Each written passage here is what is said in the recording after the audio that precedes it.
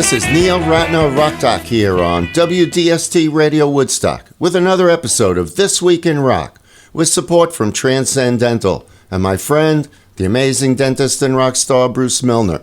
Visit Transcendental, his stunning new office at 2 Maverick Road on the corner of Maverick Road and Route 375. This past week, David Byrne turned 73 years old.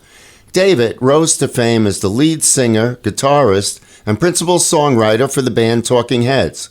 Known for his dynamic stage presence and insightful lyrics, Byrne's work with Talking Heads blended pop, disco, and African rhythms, creating an innovative sound. David showed an early interest in music, playing his phonograph constantly from age 3.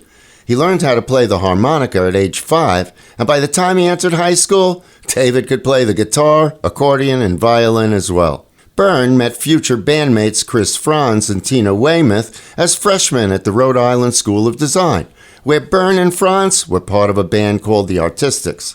The trio moved to New York City in 1975, adopted the name Talking Heads, joined the New York punk scene, and recruited guitarist-keyboardist Jerry Harrison.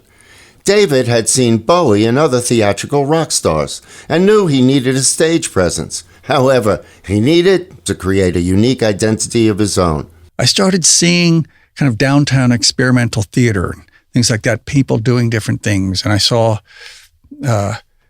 various kinds of performances and whatever. And I thought, oh, there's all different ways of doing this.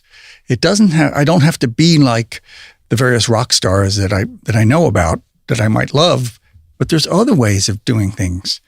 I didn't necessarily copy those other people, but it kind of opened up a world of, think outside the box, think of what you can do. And I was we'd finished a tour.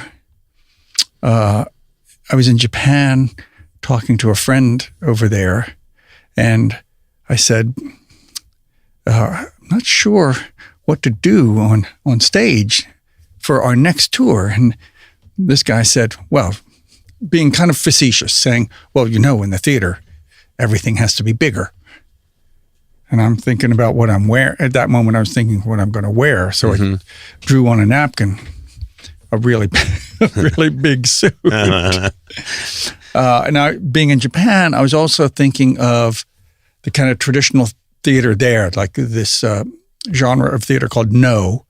They wear these very wide-shouldered I've seen those outfits. Yes, and they look kind of flat when they turn to the side. Mm-hmm. It's like a big rectangle in front with a head in the middle. And the shoulders are obviously very square. Yeah, very square. And I thought, you could do that and not have it look Asian, but have it look like a kind of business person's suit.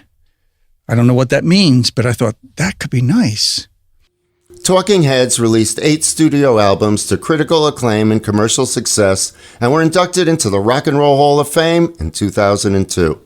Byrne has released multiple solo recordings and has been honored for his work in film, TV, and theater with an Academy Award, a Grammy Award, a Special Tony Award, and a Golden Globe Award. Psycho Killer was a single from Talking Heads' debut album, and according to David, when I started writing this, I imagined Alice Cooper doing a Randy Newman-type ballad.